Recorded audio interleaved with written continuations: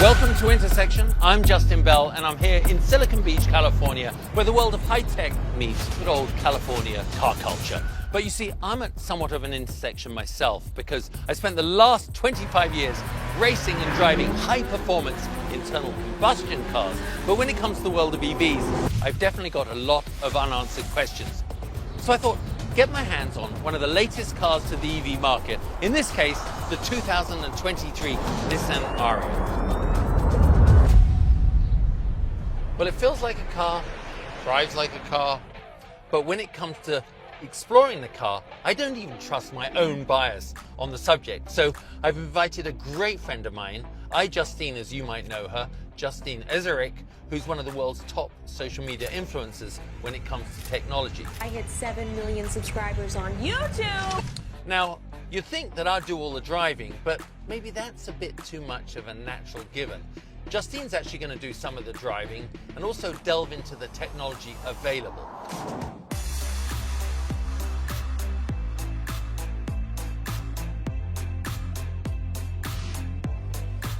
Hey, it's so nice to see you again. You too. It's been a long time. I've heard that you've actually never covered an electric car before. Isn't that crazy? It's wild. Well, you know what? I think that's the beauty of this story was I've stayed very much on my ICE side of the fence, only because it's what I know. And this EV phenomenon it's so undeniable and so powerful. But I truly don't understand some of the technology that exists in it. Yeah, and it's kind of crazy because, you come from this whole car world. I was never really interested in cars until EVs. So I feel like now it is something that I'm super passionate about, and it's been really fun to kind of explore that whole world and how quickly it's changing. In a way, I'm intimidated by EVs, so I want to know more. That's why I brought you along. Well, I think this is great because I feel like we are both on complete opposite sides of the fence. I feel like we're going to have a lot to bring to this conversation. I'm going to let you drive. Okay. Because really? I want to learn as we go. Let's go.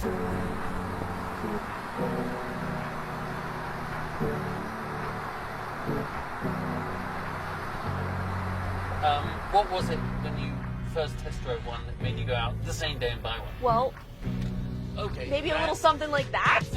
It's so fast. I just feel like before, that wasn't something that was attainable in just an everyday car. And now with electric vehicles, it's kind of giving you that power. And it's pretty exhilarating. The first time that I ever floored it in an electric vehicle, I almost passed out because the feeling was something that I'd never experienced. That's something that just doesn't feel like it's normal. No, but that's it, right? It becomes fun. Mm-hmm. And it's a connection to a different type of driving, and it is literally an amazing linear acceleration straight from the get-go, with no effective gears to go up. Mm-hmm. Maybe I'd hyped it up too much in my mind. There's range anxiety. It's what everyone talks about. Yeah. Is it a real thing, or do you just have to plan your life accordingly? I was very nervous because I would never even charge my phone at night or my watch, and so I was like, I'm never going to be able to get an electric vehicle. So I think there is a little bit more planning that you do have to do, and depending upon the type of vehicle you have, you can charge at different types of spots. But I feel like as long as you're able to plan, either charge the night before or charge while you're on your lunch break, and the displays and the maps make it super easy. So if you're going on a road trip, it'll already pre-plan out where you need to go and charge to make sure you make it to your destination. Let's be honest. I think the average commute, it is very low. I mean, I hardly ever charge my car because I don't drive very far. I mean, I go to meetings, but this car gets about 257 miles per charge, and that's pretty impressive. I mean, for most of your daily driving, you're not going to really need to charge it very often at all.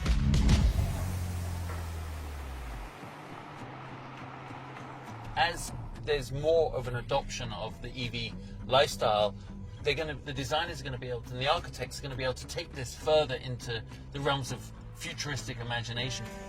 Really, it's a blank canvas, isn't it? They can integrate the apps, they can entertain you while they drive. Where do you see the future going?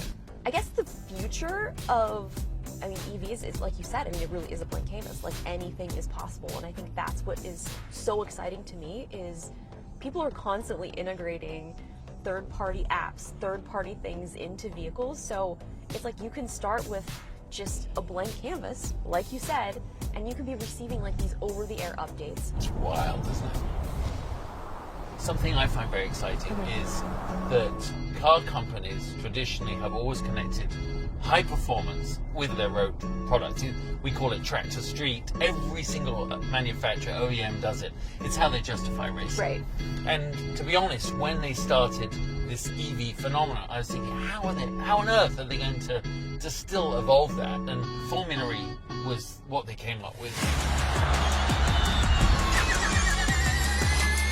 It has all the ingredients: great drivers, high technology, amazing looking cars, incredible locations. All over the world they have these races. And yet, the only thing missing is the visceral touch point of sound and the sound of a racing car. But Nissan got heavily involved in Formula E. And that reassures me, because anytime a manufacturer is using thoroughbred race cars to evolve their products and develop them, you know it raises the bar. Things do evolve so quickly, so it's like things that people are working on now, I mean, we're going to be seeing that at some point, and it's just going to be so shocking to see how quickly it does evolve. It is all about enhancing our experience and not taking away from it. Just the tech aspect, like you can do so many things. I mean, we're basically driving a computer.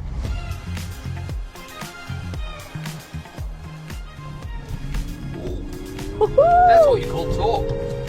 Yeah, how do you like that? Actually, it's up to 442 foot-pounds of torque, which is in the old days, let's put it in perspective, 20 years ago, nearly no car had over 300 horsepower. Wow. I mean, or 300 foot-pounds torque. It's amazing how things have evolved. And of course, in an EV, it's totally instant. No gear shifting, all the way up. This is the all-wheel drive one. I love it. Yeah. Which I think, is, with all that torque, is a very smart way of going for the drivetrain. Right.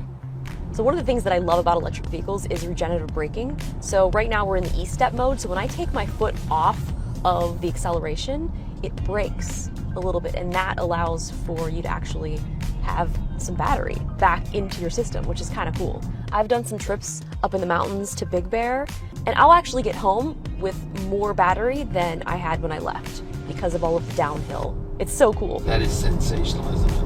You see, now even my legs are redundant.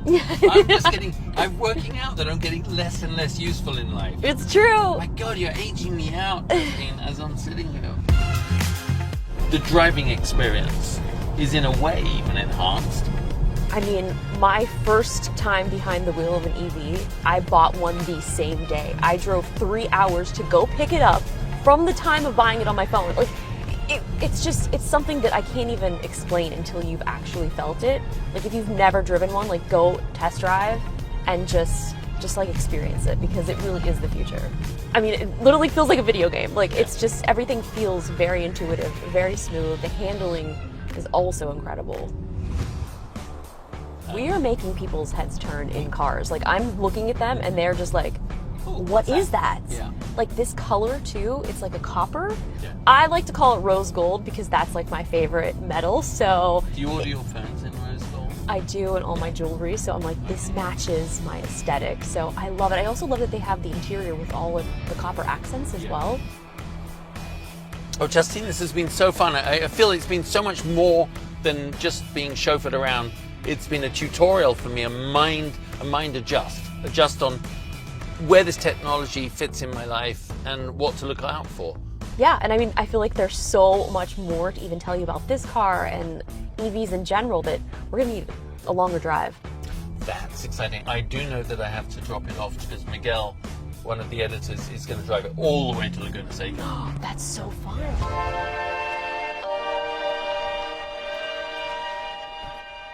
Well, I certainly had my fun in the ARIYA, but Miguel's last words to me were, please just make sure, Justin, that you give me a full charge for my trip up to Monterey. Done. Thank you, Justin, for the charge. And before I head to Monterrey, I'm going to talk about charging. To talk about that, here's Jonathan Levy. He's Chief Commercial Officer for EVgo. Why don't you tell me about the partnership between EVgo and Nissan? Yeah, so Nissan and EVgo have been longtime partners, both as first movers in electrification, working together since the Leaf and supporting early fast charger build-out. And now with the ARIYA, through the Nissan Energy Perks program, ARIYA drivers will have 1 year of fast charging on the EVgo network. And how do you pay for the charge then? Sure, so there's multiple ways to authenticate a session. You can use the EVgo RFID card, the EVgo app, credit cards, but really the most exciting way is we've rolled out Auto Charge Plus, so you can enroll once and then just plug in the car, and the charger in the car will recognize it and initiate the session automatically. Without you having to swipe your credit Right, card. make it seamless and just easy to go. I understand that there are a lot of EVgo stations between here and Laguna Seca, where I'll be driving this baby. But how about across the country? How's the charging network for EVgo? Yeah, we're really excited. We're more than 850 fast charging locations across the country. More than 90% of Californians are within a 10-mile drive of an EVgo fast charger, and we're adding high-powered 350 kilowatt chargers like these and the ones up in King City that I understand you'll be visiting all across the country. Yeah, that's awesome. Well, Jonathan, thank you so much for being here. I have a 5-hour drive ahead of me. I'm very excited about that and very excited about Laguna Seca too. Excellent. Well, safe travels and happy fast charging. Thank you. So we just left the MotorTrend office and we're on our way to Laguna Seca. One of the things that has caught my attention on my way to Monterrey is that the ARIYA is a car that gets a lot of eyeballs. People are impressed by its styling and it really stands out on the road. It's a very elegant car, very soft lines that could easily be confused by a luxury car. And then you sit inside and you see this cabin, these premium materials, the way that it is designed, how open it is. So that's the way that the ARIYA stands out, is that may look small on the outside, but it's pretty roomy inside. Then you have the technology, these huge screens that are a step up from any regular car. Now it's time for the icing of the cake.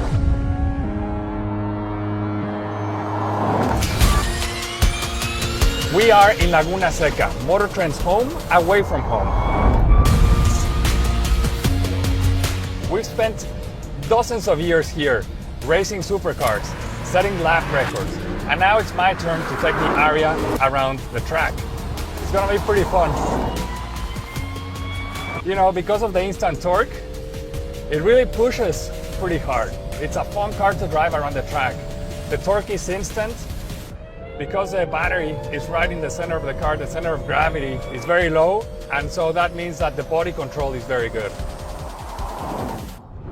Because it's an EV, you're regenerating power and energy all the time when you brake, so it's easy to do modulate, and around the corkscrew, there's just great body control. You just point and shoot basically. The steering is well balanced, and because I'm in sport mode, I can feel a little more weighted steering, which is very nice for the track. So it's a great way to end my day going down the corkscrew in the ARIYA, one of the most iconic turns in motorsports. Yes! Hasta la vista, baby!